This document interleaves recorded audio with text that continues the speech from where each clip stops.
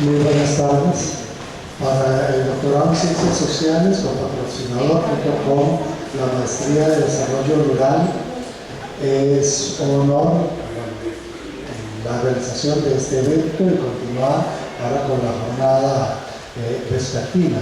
En esta ocasión tenemos la oportunidad de compartir con el doctor Henry Mora Jiménez, catedrático de la Universidad Nacional, profesor de nuestra Escuela de Economía, quien ha sido exdecano de la Facultad de Ciencias Sociales, una persona de amplia trayectoria académica, con publicación de una cantidad de artículos en revistas y de libros, entre ellos en los últimos años, que ha tenido una gran resonancia nacional e internacional, el trabajo que escribe junto con el maestro Frank Michelhammer, Una economía para la vida, ¿verdad?, que está dando que decir en el continente americano, el texto.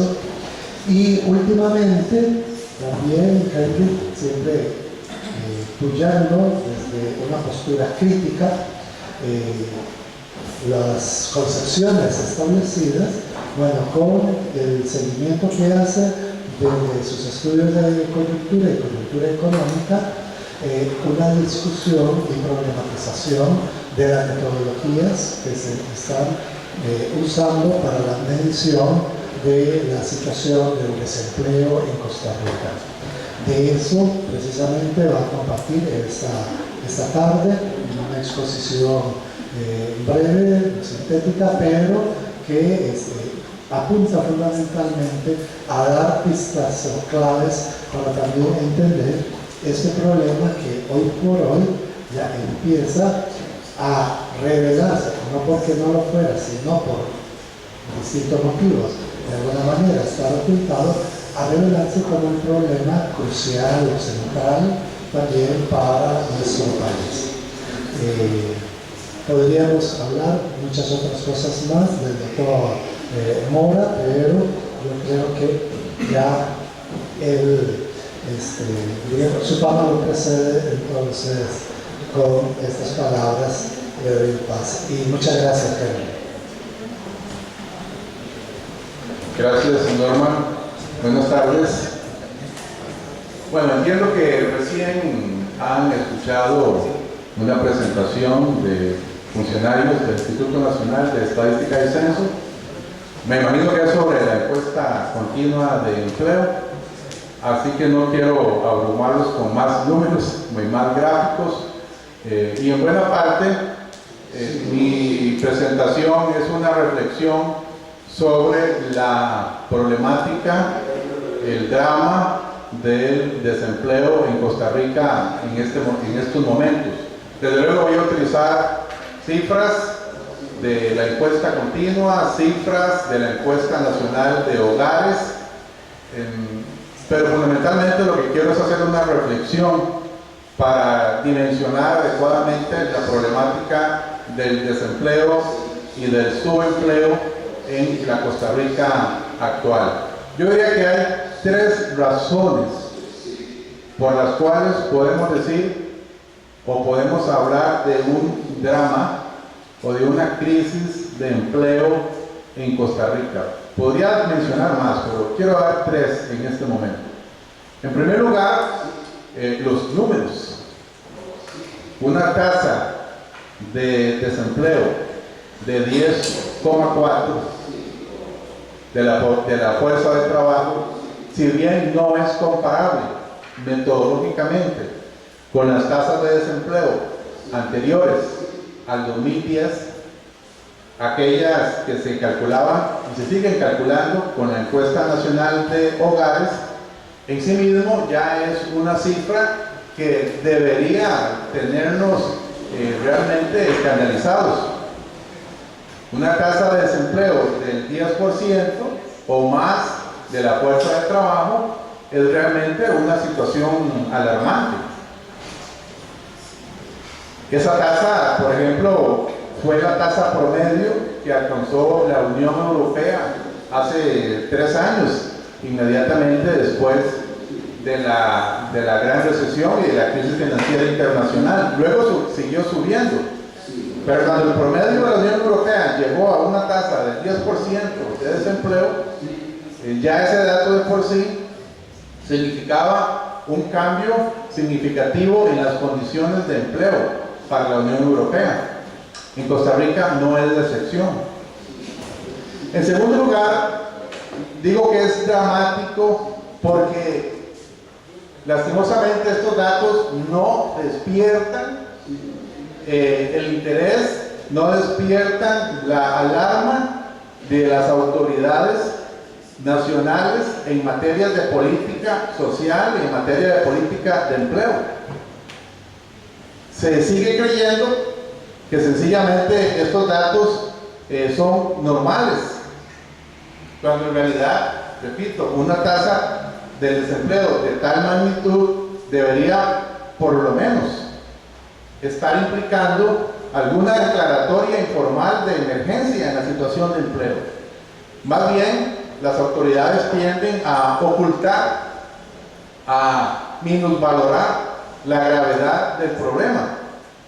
Entonces, cuando hay un problema serio como el desempleo, a nivel nacional, por regiones, por sectores, por edades, como queramos verlo, y todas esas desagregaciones se pueden hacer, y no hay conciencia de la gravedad del problema, para mí eso le agrega un elemento adicional para hablar de un drama.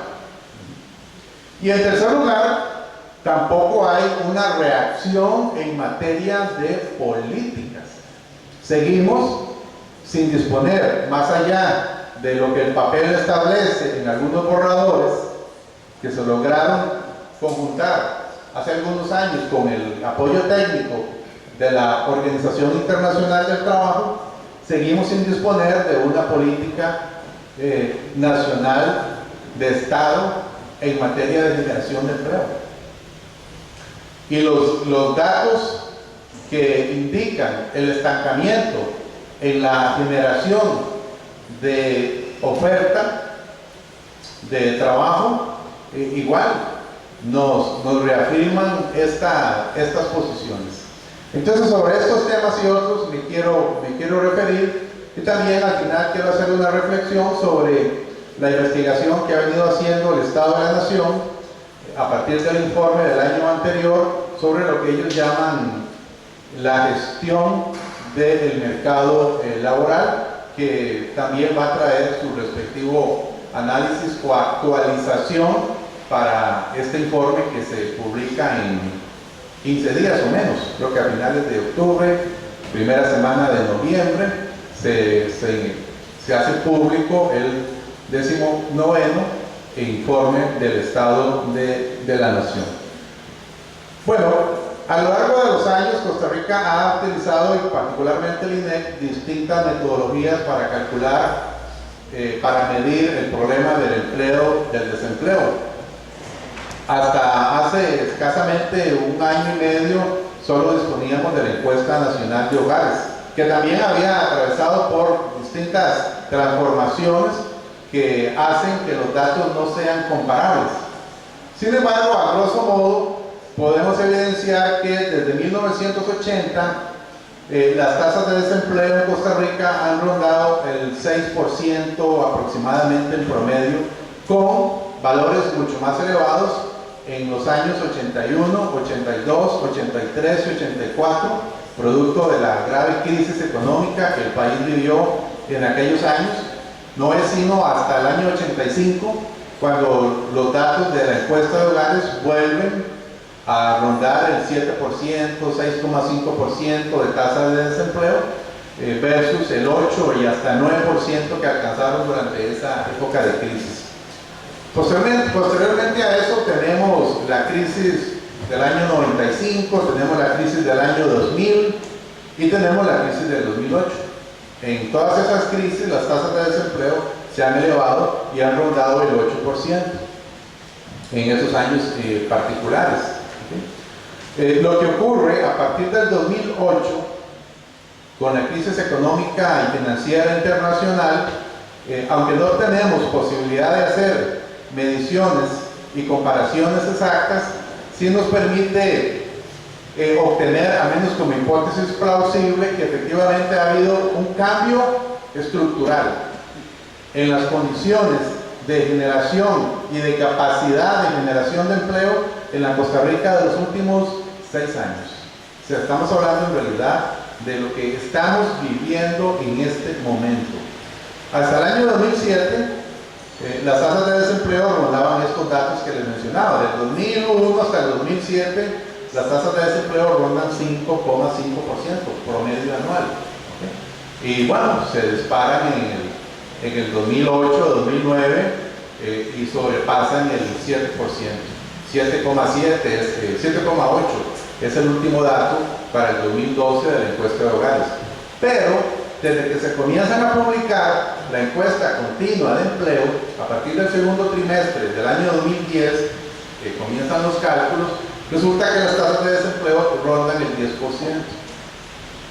El valor más alto es el del segundo trimestre del 2013, 10,4%.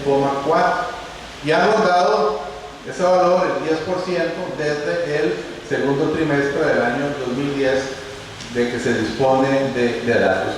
No se ha hecho una investigación de por qué difieren los datos de la encuesta de hogares de los datos de la encuesta continua de empleo. Uno podría pensar, lo más plausible es que la encuesta de hogares subestima el verdadero desempleo. ¿Por qué? Porque no es una encuesta especializada en materia de empleo, como sí lo es la encuesta continua. No solamente la boleta que es esta de la encuesta continua es desde luego mucho más detallada, sino que la capacitación, la preparación que reciben los encuestadores es mucho mayor, por ser también mucho más específica que la capacitación que en un mes reciben los estudiantes universitarios, que por lo general son los que aplican la encuesta nacional de hogares. Entonces yo diría que el dato, que la tesis más plausible es que efectivamente no es que la encuesta anterior, la de la ENAJO, subestimaba el verdadero desempleo en términos de una falla metodológica adrede, sino que la encuesta actual pues es una encuesta especializada y por tanto podemos efectivamente creer que los datos más plausibles son los que se mencionan en la encuesta continua, con este incremento de 2 puntos, 3 puntos en la tasa de desempleo de esta última encuesta. Lo cual, como les decía, realmente es alarmante. Eso en estos momentos, por ejemplo, indica que para el segundo trimestre del 2013, esa tasa representaba 232.584 desempleados, de los cuales casi el 20% eran personas con estudios universitarios completos o incompletos.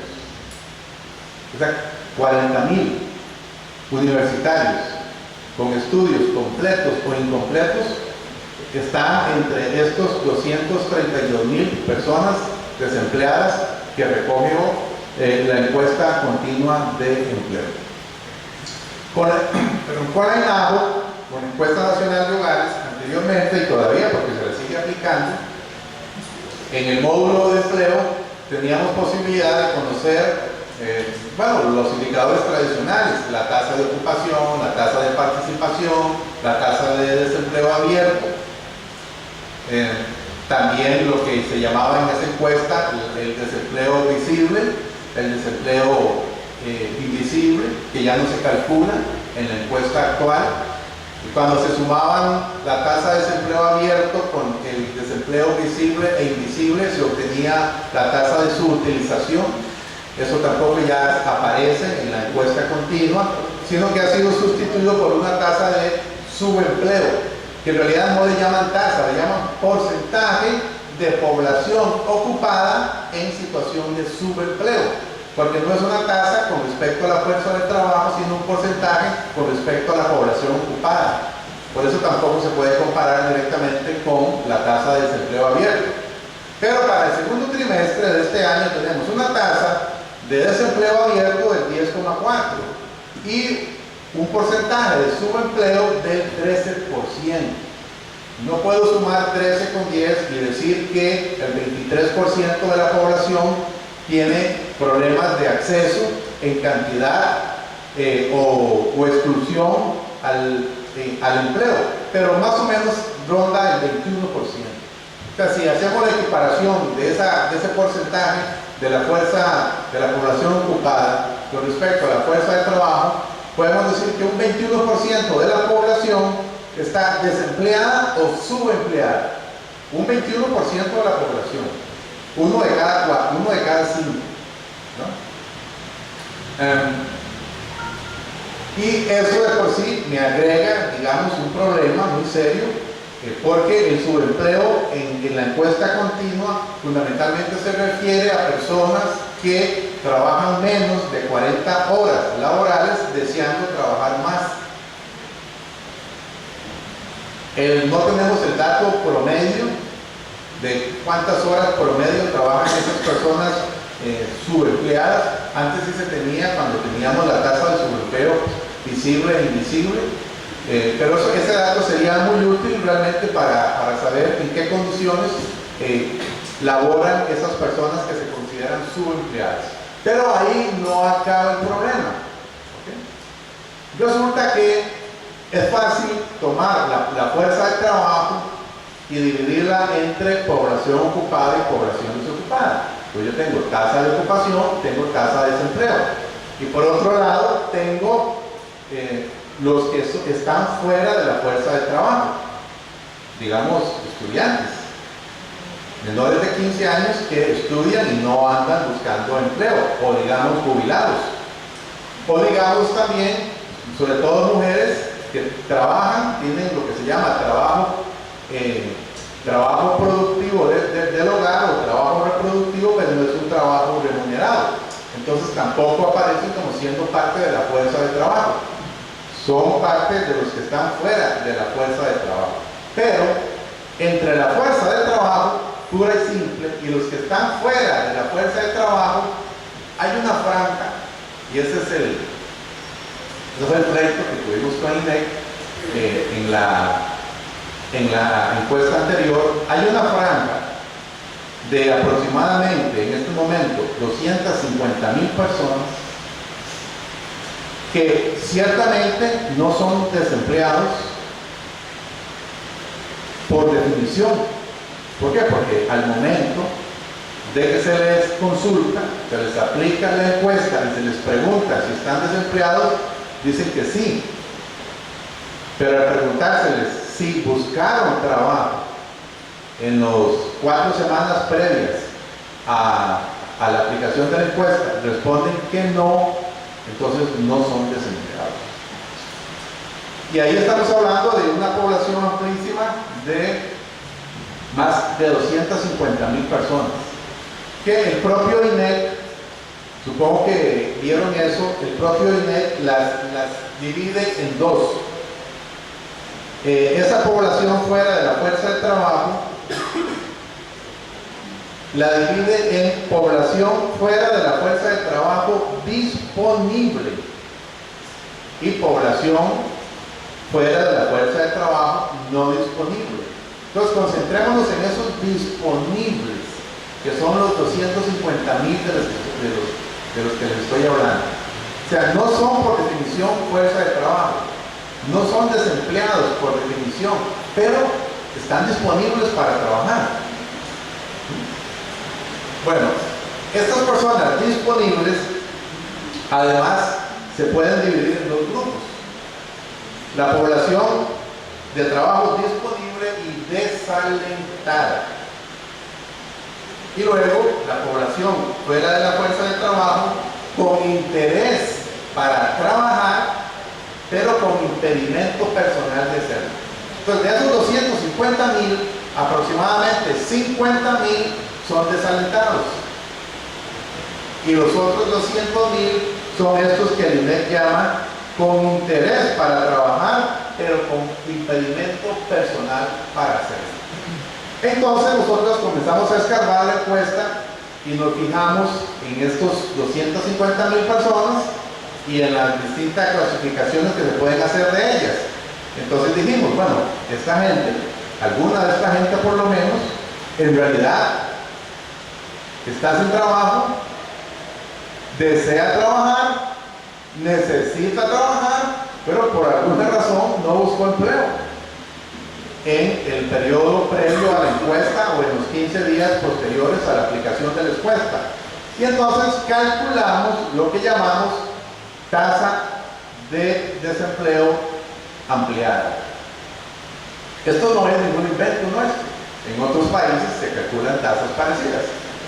Y cuando nosotros tuvimos esta discusión con el ministro de Planificación, el ministro de Trabajo y algunos funcionarios del INEC, le llamamos la atención de que, por ejemplo, en Estados Unidos se calculan 6 tasas de desempleo. La primera, digamos, la más común, que es la U3, es equivalente a la tasa de desempleo abierto que calcula el INEC. Pero luego están la U4, la U5 y la U6, allá en Estados Unidos, donde se van agregando personas en condiciones de desempleo, pero que no son estrictamente desempleo abierto. Por ejemplo, un trabajador que solamente tenga acceso a empleo temporal, eso entra en la U6, en el caso de Estados Unidos. Bueno, entonces nosotros tomamos estas 250,000 personas y dijimos, en el caso de los desalentados es obvio, estas personas quieren trabajar, estas personas necesitan trabajar, pero no lograron encontrar trabajo durante posiblemente un periodo significativo de tiempo, se cansaron de trabajar y entonces en el momento de la encuesta aparecen como no desempleados, porque no andaban buscando trabajo. Ok, vean que el INEC le llaman a esos desalentados. ¿Sí? E incluye persona que está disponible para trabajar, pero se cansó de buscar. Piensa que no hay trabajo en la zona, eso es muy frecuente en las zonas rurales, el lugar donde trabaja está cerrado temporalmente, o bien espera otra época para trabajar porque sabe que en esta no hay. 4 razones, hay más, pero esas son las principales 4 razones para decir que una persona está desalentada, dejó de buscar trabajo por distintas razones. Estas son 50,000 personas. ¿Sí? Entonces, cuando nosotros calculamos nuestra tasa de desempleo ampliado, dijimos que estábamos calculando el techo de personas disponibles, necesitando trabajar, pero que no necesariamente estaban buscando empleo y por tanto no estaban siendo catalogadas como desempleadas. Y por tanto la tasa nos dio 18%. Eso fue en el primer trimestre. En el segundo trimestre ya la recalculamos y es 20% incluso. Okay. A raíz de esta discusión que tuvimos con el INEC, en la segunda encuesta de este año, ellos por primera vez, nunca lo habían hecho, introducen su propia tasa de desempleo ampliado. ¿Okay? Pero solo meten a los desalentados. Y concretamente estamos hablando para el segundo trimestre de 48,000 personas y eso sube la tasa de desempleo abierto a la tasa de desempleo ampliado, la sube de 10,4 a 12,3, prácticamente 2 puntos porcentuales más. Y eso ya de por sí para mí es una situación que debe llamarnos la atención, porque estamos hablando de una tasa de desempleo del 12%, por Dios. ¿Cómo pretenden ignorar eso? Y aquí no se lo digo a los del INEC, se lo decimos a los funcionarios del Ministerio de Trabajo y del Ministerio de Planificación, que nos llaman alarmistas, ¿verdad? Porque damos a conocer estos datos. Ahora, los otros 200,000 que no son desalentados, o el INEC no les llama desalentados, sino que la definición es, repito, personas con interés para trabajar, pero con impedimento personal. Por ejemplo, estaban enfermos, entonces no andaban buscando trabajo porque estaban enfermos, simple, ¿verdad? O por ejemplo, habían tenido un accidente, igual, no estaban buscando trabajo porque estaban en convalecencia, ¿verdad? O porque disponían de alguna discapacidad, bueno, ellos le llaman así discapacidad personal, o una situación de discapacidad temporal, perdón, o porque no pueden conciliar su horario de trabajo con su horario de estudio. O sea, no estamos hablando aquí de los estudiantes que van a primaria o a secundaria. Estamos hablando de jóvenes que posiblemente ocupan trabajar, desean trabajar, pero no pueden conciliar su trabajo de estudio y de trabajo. Y entonces optan por mantener, por ejemplo, su estudio. Todos esos suman 200,000 personas más. Y por eso, cuando los tomamos en consideración, la tasa de desempleo ampliado, o si quieren, super ampliado, se eleva al 20%. ¿Ok? Entonces, ¿qué dijimos desde la primera vez que hicimos estos cálculos? Bueno, si tomamos en cuenta solo los desalentados, que el INEC ahora está calculando, tenemos el piso del subempleo ampliado, del desempleo ampliado. Y si calculamos, si agregamos estos 200,000 adicionales, ¿verdad?, donde hay muchos desalentados estructurales, ahora explico eso, entonces efectivamente obtenemos el techo de desempleo, en este caso ampliado, 18% el primer trimestre, 20% en el segundo trimestre de este año. Ellos nos han criticado duramente y hasta nos han ridiculizado porque calculamos estas tasas. Pero nosotros les decíamos, vean, de lo que se trata es de que hay claramente que desagregar, hay que escudriñar la problemática del desempleo en Costa Rica. No se queden solo con el desempleo abierto puro, porque entonces ustedes solamente hacen políticas, que ni siquiera las hacen, para los desempleados puros. Entonces, ¿qué hacemos con los subempleados? ¿Qué hacemos con estas otras categorías de desalentados coyunturales o desalentados estructurales? Negar el problema es también ignorar que se requieren políticas específicas en materia de empleo para distintas condiciones de desempleo y de subempleo. Pero bueno, como ni siquiera se dispone de políticas de Estado para el desempleo abierto, pues no es de extrañar. Y ahora, no estamos considerando en esta tasa de desempleo ampliado a los subempleados, que es el 13% de los ocupados, ¿verdad?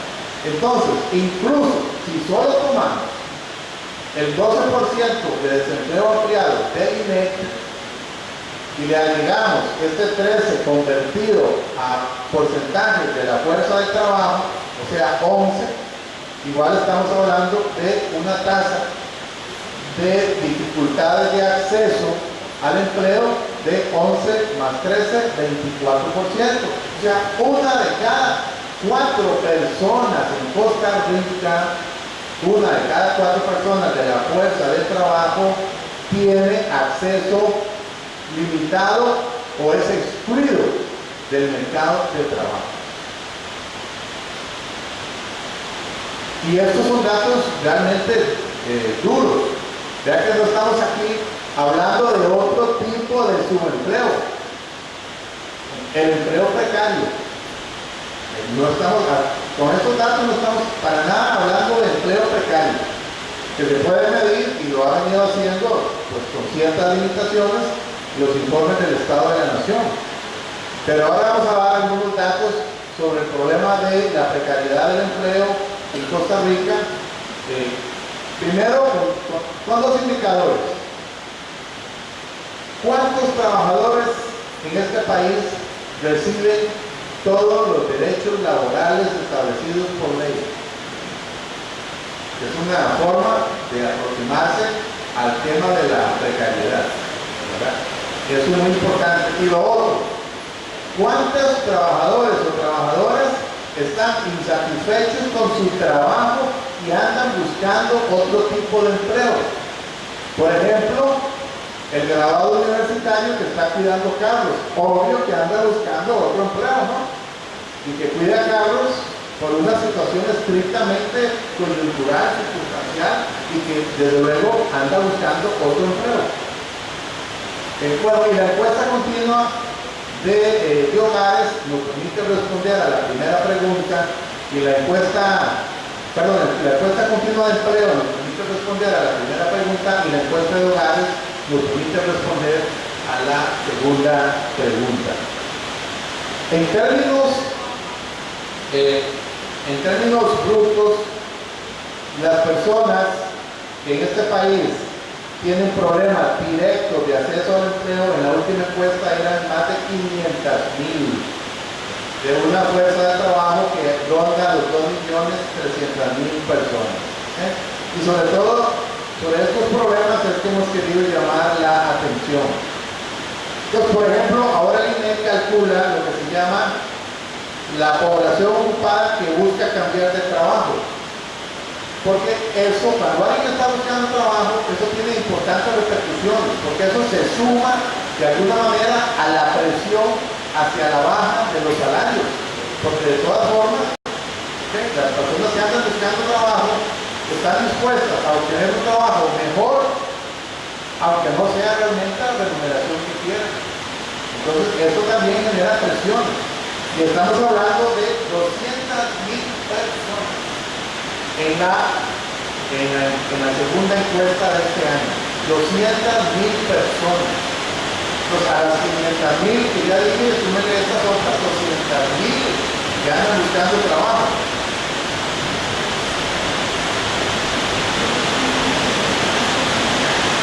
Otro problema que surge de la información del registro de trabajadores al seguro de salud de la Caja Costarricense del Seguro Social es el trabajo informal,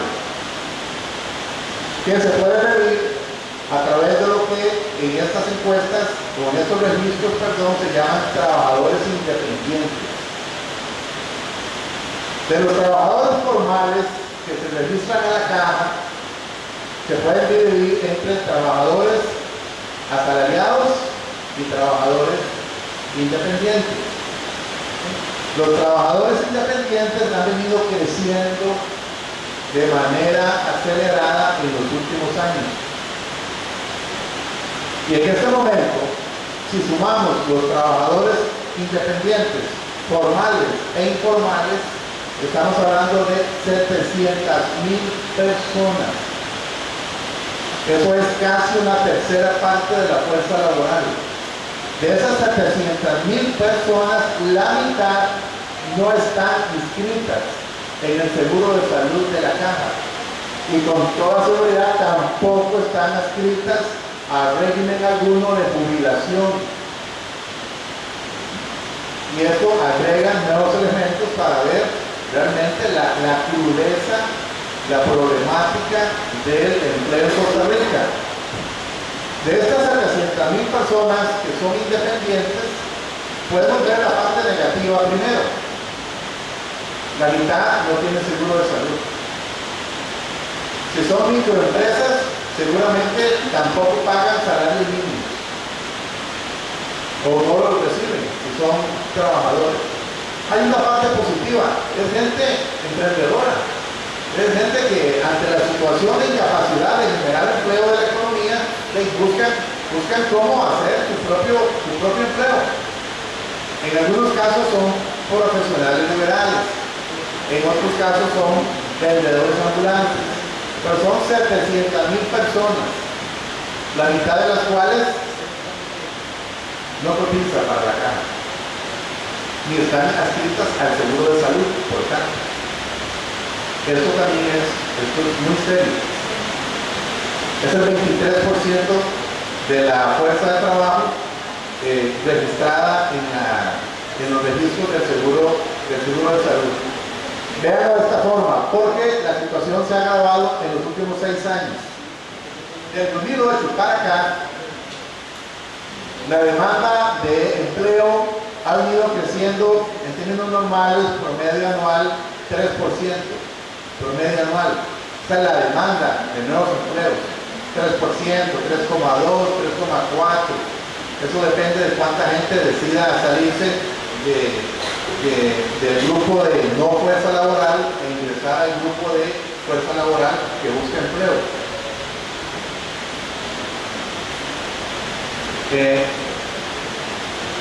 Y en estos últimos 6 años la empresa privada tradicional solamente ha registrado una tasa de crecimiento del empleo del 1% en los últimos 6 años. Eso con datos de la encuesta de hogares o con datos de el seguro, el registro de seguro de salud de la caja. 1% anual está creciendo el empleo en la empresa privada tradicional, pequeña, mediana, gran empresa. Pero la demanda de trabajo crece a 3,2%. Entonces, ¿qué hace el resto de la gente? Bueno, el sector público ha venido creciendo también cerca de un 1%. Claro, con un gran crecimiento en los últimos 2 años del gobierno de Arias, cuando entró una gran cantidad de gente a ocupar puestos de empleo en el sector público, dice para compensar la crisis económica de aquellos años. Entonces tenemos un hueco. Empleo público, 1%. Empresa privada tradicional, 1%. Demanda de empleo, 3,2%. ¿Cómo se llena ese hueco? Se ha venido llenando con más desempleo y con más subempleo y con personas que trabajan de manera independiente. Es decir, en gran medida, empleo precario. Y sobre esto los informes del Estado de la Nación han venido hablando desde hace muchos años. Es decir, en Costa Rica lo que más crece en los últimos años, no solamente 6, por lo menos 10 o 12 para atrás, es el empleo en condiciones de escasa, de escasez, en condiciones que llama la OIT empleo decente. Y eso es un dato que también se ha venido confirmando, repito, con los informes del Estado de la Nación. Y voy terminando con el tema gestión del mercado de trabajo. En el año anterior, el programa Estado de la Nación incluyó en el capítulo social los resultados de una encuesta sobre cumplimiento de los principales derechos laborales.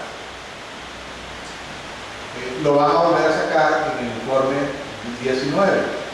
No es público todavía, pero con los datos de la encuesta de hogares, que es lo que son los que ellos usan, ya se puede saber cuáles son los resultados, ya que son muy parecidos al año anterior. Según la encuesta de hogares 2012, solamente un 43% de los asalariados, reciben todos los derechos consignados. Es más, en realidad ellos estudiaron 6 horas, pago de horas extra, riesgo del trabajo, pago por enfermedad, vacaciones, aguinaldo y seguro de salud. El tema salarios mínimos lo trabajaron por aparte y ahí sabemos que hay otro problema serio. Pero cuando ellos hablan de incumplimiento, se refiere a estos 6 derechos laborales. Y el resultado para el 2012, repito, solamente 43% de asalariados reciben todos esos derechos. Y si no hablamos de asalariados, sino de trabajadores independientes, ese 43% se reduce, obviamente. Pero sigamos hablando de estos datos. Con base en la encuesta de hogares 2012.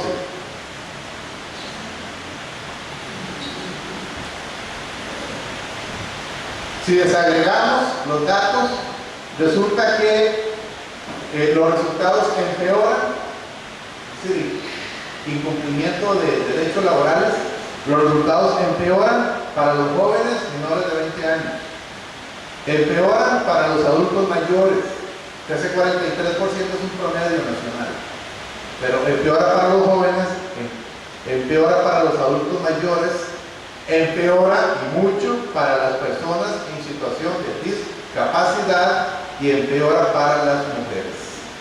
Eso si hacemos esta desagregación, digamos, por edad o por condición, digamos, de sexo, en el caso de las mujeres, caso de personas en situación de discapacidad. Y por rama de actividad, ese 43% es mucho menor para construcción, agricultura y servicios domésticos, que desde luego fundamentalmente son servicios o trabajo remunerado para mujeres. En el caso, por ejemplo, del empleo doméstico, ese 43% baja a 37%.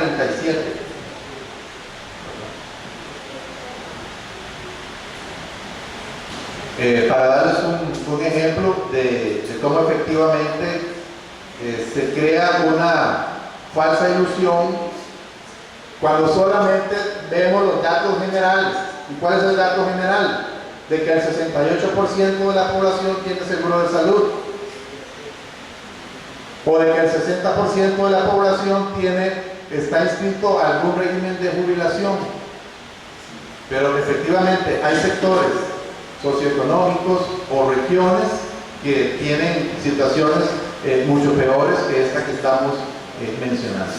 Y es más, según esta misma encuesta, el 7% promedio nacional, el 7% no recibe ningún derecho laboral. El 7%. Entonces, prácticamente estamos hablando de condiciones esclavas de trabajo. Ni siquiera tienen derecho a uno solo de los derechos laborales que están instituidos, algunos en la Constitución política y otros en el Código de Trabajo.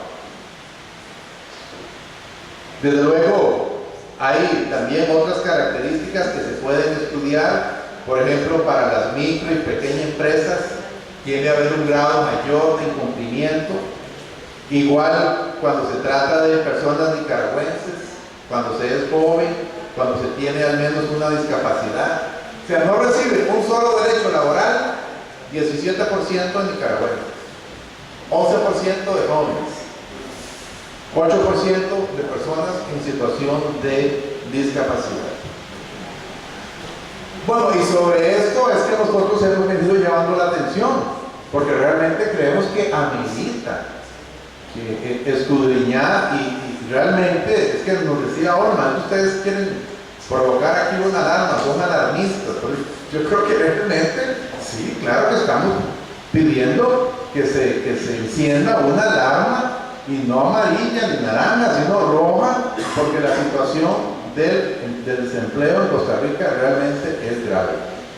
Y eso la gente lo percibe, o lo vive en carne propia, en las encuestas de opinión, en las encuestas de percepción, que obviamente no son encuestas científicas, pero en las encuestas de percepción reiteradamente el problema del desempleo aparece primero o segundo lugar, a veces de primero, a veces de segundo. Y es porque estamos hablando de 200,000 personas desempleados directos, 500,000 personas que además de desempleados tienen problemas de acceso al empleo. Estamos hablando de 700,000 personas con trabajo independiente. En fin, el asunto es realmente crítico. Y esto tiene sus causas, desde luego, tiene sus causas. Este país apostó en los últimos 25 años a un estilo de crecimiento que no genera empleo, simple y llanamente, no genera empleo, y menos empleo de calidad. Entonces se habla mucho de zonas francas, ok, estamos de acuerdo, el salario promedio ahí posiblemente es superior al salario promedio del resto del sector privado, seguramente que lo es, porque además contratan gente con un nivel de calificación técnico medio, técnico alto o universitario. Entonces, obviamente tienen que pagar salarios más elevados. Pero zonas francas dan empleo a 100,000 personas, de una fuerza de trabajo de 2.300.000 personas. Y hace 10 años eran 80,000. Porque se trata de empresas intensivas fundamentalmente en capital, no en trabajo. Entonces no se puede pretender que zonas francas que además no están encadenadas en materia productiva, en materia fiscal, en materia de empleo, al resto de la economía, puedan jalar. No la pueden jalar. Por eso en el Estado de la Nación hablan de un estilo de crecimiento desarraigado, le llaman ellos. Y yo creo que efectivamente el principal problema tiene que ver con este estilo de crecimiento que no apuesta a la generación de empleo. Obviamente faltan las políticas. Y obviamente hay ceguera también, hay ceguera en pretender ocultar estos gastos. A mí un funcionario de Mideplan, que es un alto funcionario de Mideplan, ¿verdad? No es un técnico, me dijo Henry, qué tristeza. Estuvimos en una reunión con el señor ministro y nos dijo, cuidado, andan diciendo que la tasa de desempleo es muy alta. Cuidado, andan diciendo que la tasa de pobreza es muy alta. No, hay que ser optimistas. ¿Sabe cuál sería el cuento? Hay que ser optimistas, no hay que ser realistas. Y en realidad, en este momento, el realismo nos conduce a un pesimismo muy bien fundamentado en el caso del desempleo. La encuesta continua no tiene la desagregación por regiones que tiene la encuesta nacional de hogares, solamente hace la diferencia zona urbana, zona rural, y ahí las diferencias no son muy marcadas en el caso del desempleo, sí lo son un poquito más en el caso del subempleo, pero bueno, para eso hay que complementar las dos encuestas, dependiendo del tipo de trabajo que uno quiera realizar, e incluso para otros efectos también hay que usar los datos del registro del seguro de salud, de la Caja Costarricense del Seguro Social, que son como los tres fuentes de información más importantes que disponemos para desagregar los datos y tener una panorámica más clara sobre el tema del empleo y del subempleo en Costa Rica. Bueno, y básicamente eso es lo que quería transmitirles. No sé si hay un espacio para preguntas, si lo hubiera, pues con todo gusto.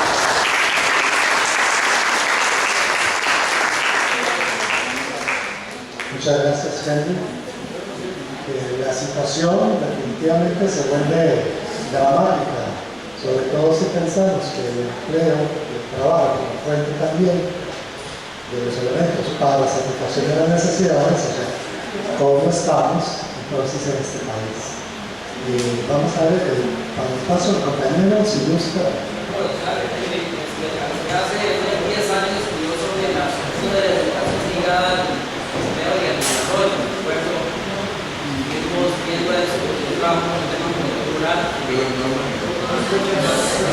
Hace mejor usamos el micrófono hasta aquí. Bueno, buenas tardes, yo trabajo para el MAC, estoy en convenio con ICA en el tema juventud rural. Me ha tocado revisar mucho los aportes del tema de educación y desarrollo.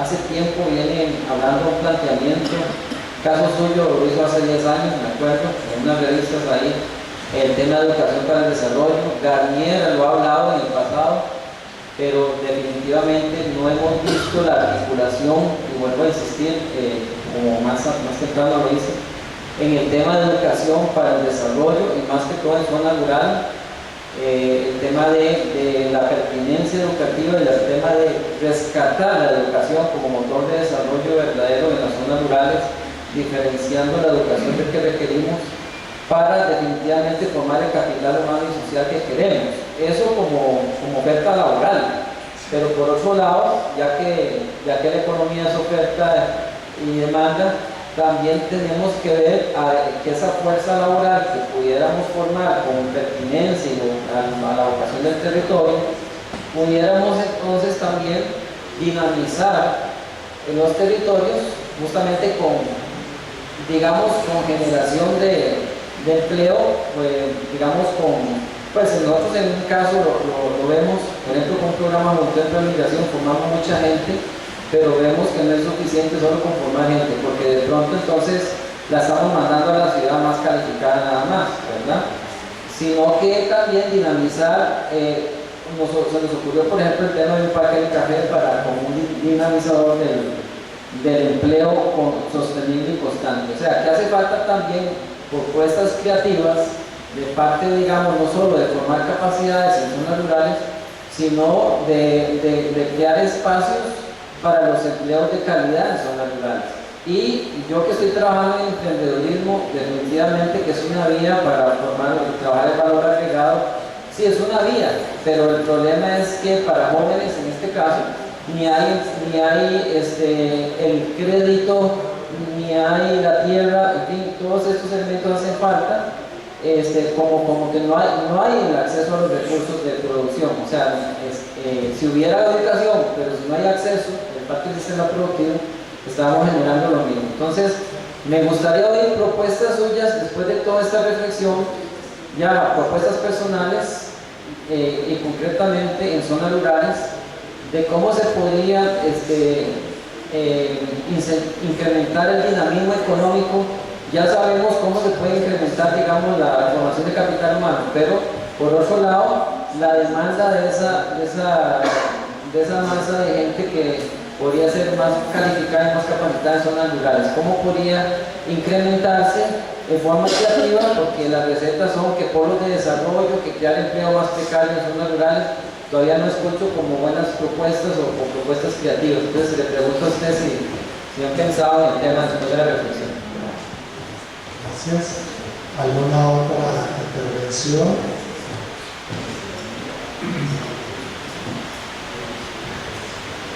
Bueno, Henry, lo he dejado pensando bastante, entonces.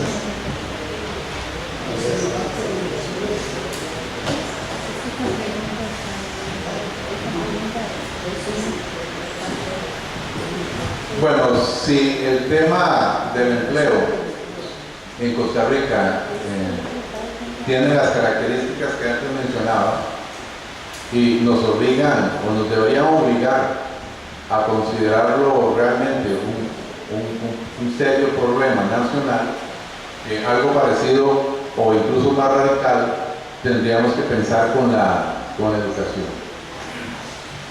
Quizás, solo quizás, este país no necesite una revolución política para corregir los muchos males que tenemos, pero que sí necesitamos una revolución educativa. Para mí eso no tiene lugar a dudas.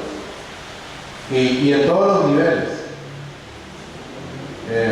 Porque hay muchos estudios que hacen comparaciones internacionales que generan evidencia de que hoy por hoy, quizás con algunas diferencias importantes entre países, hoy por hoy el crecimiento de las desigualdades no se explica tanto, por ejemplo, por el acceso a la tierra, ni siquiera por el acceso al capital, en el sentido tradicional de la palabra, sino en gran medida por el acceso al conocimiento, por el acceso a la información, por el acceso a las tecnologías, por el acceso a la educación de calidad.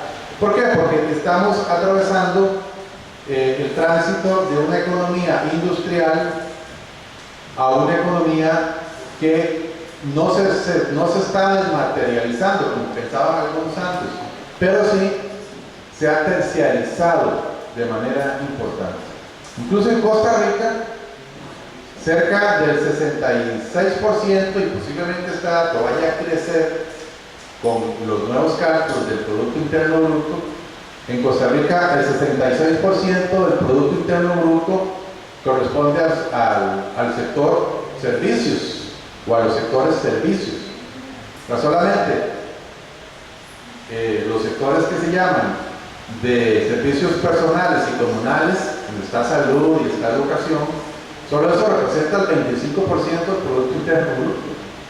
Hoy en día, la agricultura y la industria juntas solamente representan el 30% del Producto Interno Bruto, cuando hace 50 años era el 90%, seguramente. Y los servicios eran servicios muy básicos, de poco valor agregado.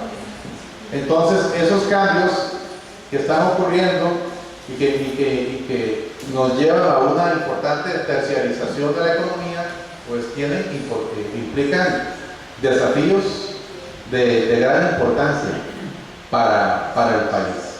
En el caso de la educación, obviamente tenemos tres grandes huecos o brechas o déficit o, si se quiere, crisis. En este momento nuestro promedio de alfabetización apenas ronda los 8 años y medio, casi 9. Es decir, el promedio de años de escolaridad en la fuerza de trabajo de la Costa Rica actual es un poquito menor a 9 años. Dígame usted, ¿cómo se supone estos señores que tanto hablan de competitividad que vamos a poder competir en la supuesta economía y sociedad del conocimiento con un promedio de escolaridad de la fuerza de trabajo de 9 años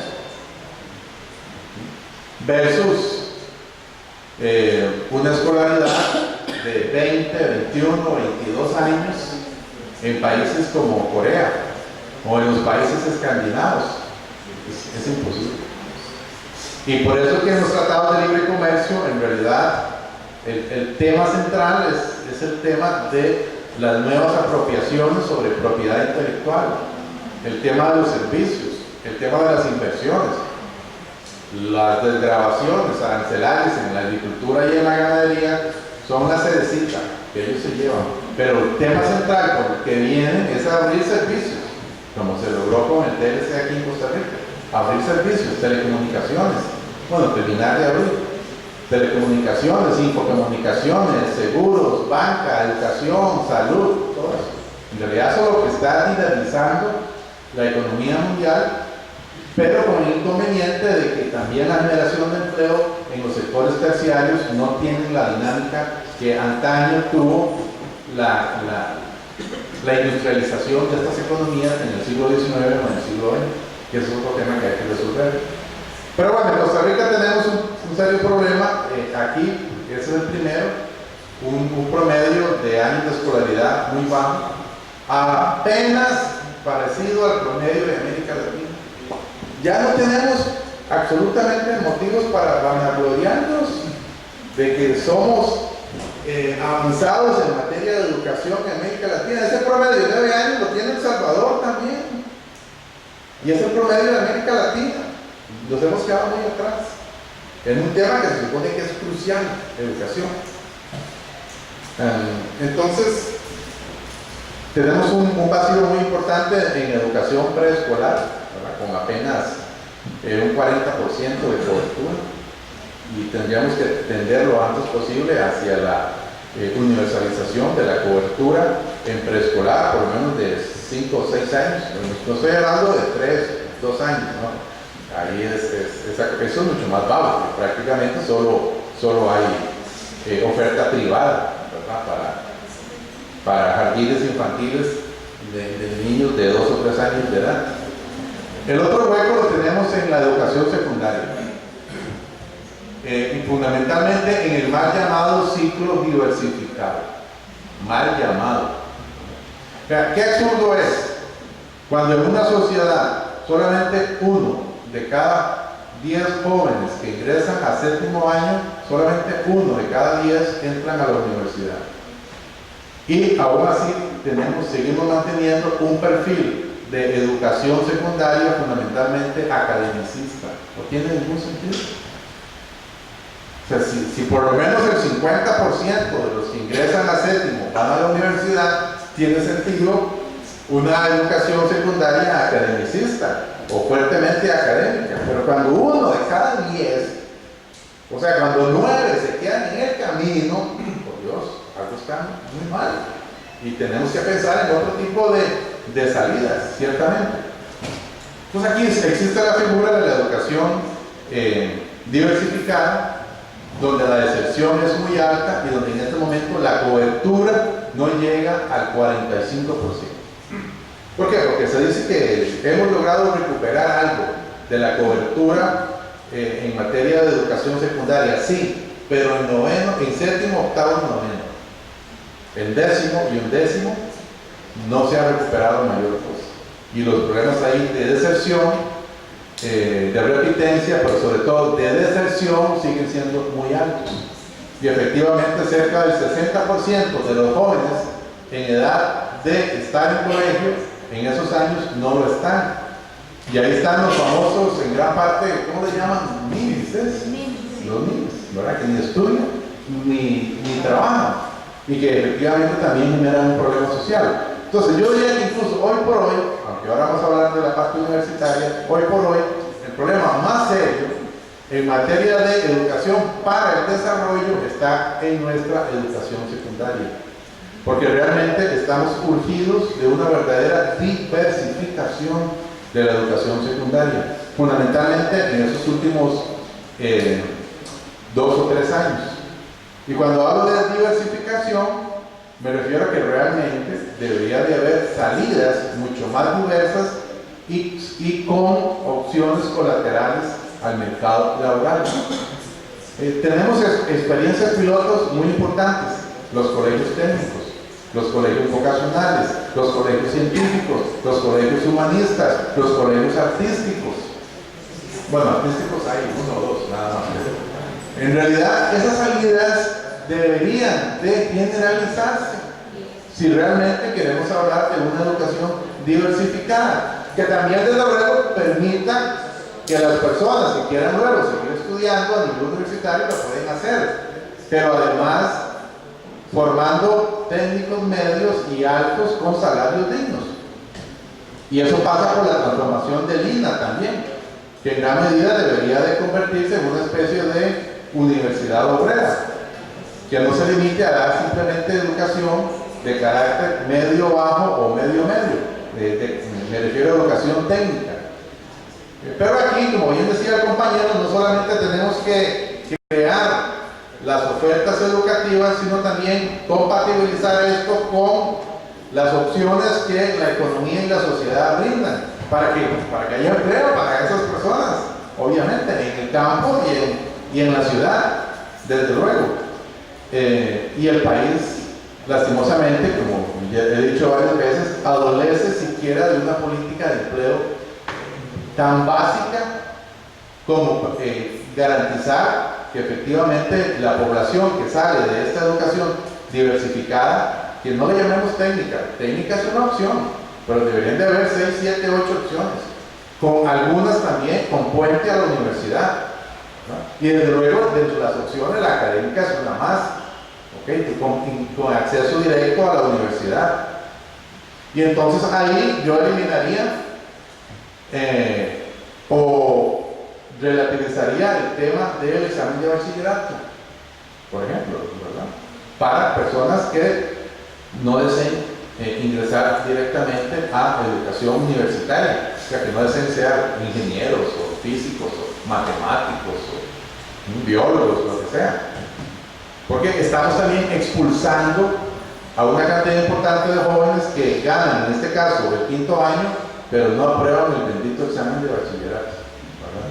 Y ahí, lastimosamente, tengo que decir que casi estoy de acuerdo con don Johnny Araya, porque él ha hablado algo del tema del bachillerato, pero claro, lo presentó como una opción populista para jalar gente. Disculpe que hable de política, pero en realidad esto debería estar en la discusión de los grandes problemas nacionales. O sea, la educación nuestra secundaria está en crisis, y los estudios lo indican muy claramente. El mayor porcentaje de jóvenes que desertan no es porque tienen que trabajar, no es porque son familias pobres que están obligados a que su hijo deserte para buscarse un trabajito. Claro, hay un porcentaje de 30-35% que tiene esas razones, pero el grueso es porque no le encuentra sentido a la secundaria, por la falta de pertinencia de nuestra educación secundaria. Y para mí este es el mayor talón de Aquiles que tiene nuestra educación en este momento. Este enorme cuello de botella absurdo que tenemos en la educación secundaria, particularmente que llaman diversificada. Y bueno, y luego está también el tema universitario, desde luego, ¿verdad? Con una matrícula en universidades privadas que ya supera a las universidades públicas y con una segmentación que ya conocemos desde hace muchos años. Aquí la educación no solamente está segmentada en privada y pública, Hay segmentación al interior de la educación pública y hay segmentación al interior de la universidad, de la educación privada. En el caso de la pública, desde luego, fundamentalmente en primaria y secundaria. O sea, no es lo mismo ir a la Joaquín García Monge del Centro de Desamparados, ¿verdad?, que ir a la escuela de los Guidos de Desamparados. Apenas estamos hablando de 5 kilómetros de diferencia entre una y otra. Pues no es lo mismo, hay una segmentación muy importante.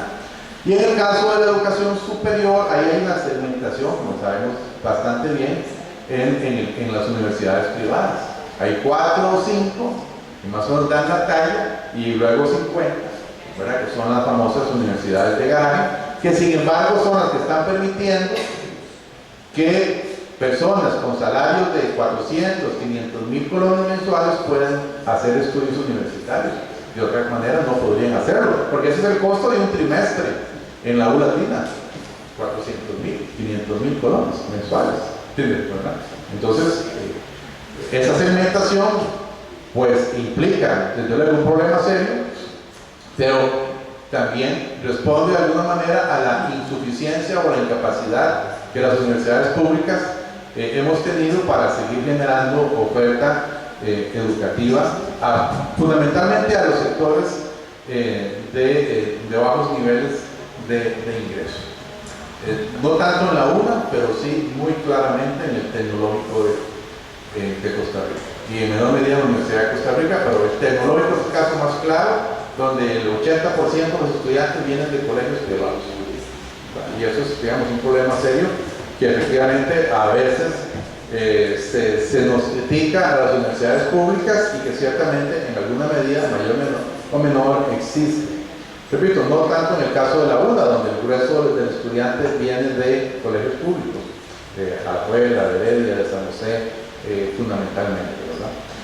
Y luego el eterno problema de la educación superior, de esta desconexión que tenemos, aunque siempre hay esfuerzos y siempre hay excepciones importantes, algunas incluso muy llamativas, esta desconexión entre el mundo universitario y el desarrollo social, o el mundo universitario y el desarrollo productivo. Claro, no se trata de poner a las universidades a hacer laboratorios de las empresas privadas, pero se trata realmente de poner a las universidades a trabajar en función del bien común. Y en el caso del desarrollo social eso es muy claro, porque particularmente en la UNA, en la famosa extensión universitaria, se ha debilitado tantísimo que ya en muchas facultades prácticamente no existe la extensión universitaria, que era una forma ideada para conectarnos con el desarrollo social de doble vía, no simplemente como los poseedores de conocimiento que llegamos al campo o llegamos a los pueblos a decir qué es lo que hay que hacer, pero aún así en esa concepción tradicional de extensión universitaria nos hemos estancado y hemos retrocedido considerablemente. De forma que el dilema que planteaba el compañero en términos de educación para el desarrollo, en los espacios del territorio, en el acceso al emprendedurismo, y viendo los datos que antes yo les comentaba, bueno, hay opciones, pero que no parecen tan válidas, ¿verdad? El dato que yo les decía, 1% de crecimiento del empleo en el sector privado tradicional, eso para mí no tiene cura. Es decir, la empresa privada tradicional en Costa Rica no tiene posibilidades en este momento, en las condiciones actuales de la economía mundial, de pasar de un 1 a un 2%. Y el sector público tampoco. O sea, ya el sector público empleador de los años 60 o 70 ya no rige. Más bien incluso un 1% es mucho. ¿Okay? Entonces, ¿dónde está esa otra posibilidad? Yo apostaría a la economía social, yo apostaría a la economía solidaria. Una versión de esta economía social es el cooperativismo. Es una versión que se nos ha degenerado mucho. Es una versión de economía social que tiene muy poco ya de social, ciertamente. Y que se ha institucionalizado tanto, ¿verdad?, que es parte también de las luchas del poder económico en este país. Pero sin embargo hay cooperativismo para rato y hay también fuentes muy importantes de desarrollo cooperativo, pero la economía social es mucho más amplia que el cooperativismo en sí mismo. Y me parece que cuando vemos estos emprendimientos sin incentivos, sin políticas, sin legislación, sin financiamiento, ¿verdad? Y aún así existen, y aún así prosperan, y aún así crean un poquito de empleo, y aún así impiden que mucha gente caiga en la pobreza. Para mí hay una beta muy importante que habría que impulsar, ¿verdad? Rescatando de una vez por todas la banca social, la banca de desarrollo, con una ley de economía social y solidaria, con políticas claras también en la parte ejecutiva, y bueno, todo eso falta, todo eso está por hacerse, ¿verdad? Y sin embargo, por todo el país hay organizaciones de este tipo, mujeres rurales, artesanos, pequeños agricultores, por ejemplo, de carácter orgánico o no orgánico, por todos lados están, ¿verdad? Sobreviviendo, y en algunos casos incluso prosperando. Son estas 700,000 personas que no están, que no son de la población asalariada. Bueno, ahí hay una beta muy importante, ¿verdad? Que obviamente nos obliga a repensar la educación y a repensar la inserción en la economía internacional, a repensar las políticas de empleo y de desarrollo productivo. Pero, bueno, pasa por eso, ¿verdad? Por repensar tantas cosas. Muy bien, muchas gracias, Henry, por estas reflexiones bastante útiles que nos dejan inquietos, no puede ser para menos. Decía de parte del Programa de Ciencias Sociales y de la Maestría en Desarrollo Rural nuestro agradecimiento. Y ahora de la Maestría en Desarrollo Rural, que se encuentra en su 20 aniversario, también le confiere el presente certificado de agradecimiento al doctor Henry Mora Jiménez por la participación como expositor en este seminario de estrategias para el empleo en territorios rurales. Muchas gracias.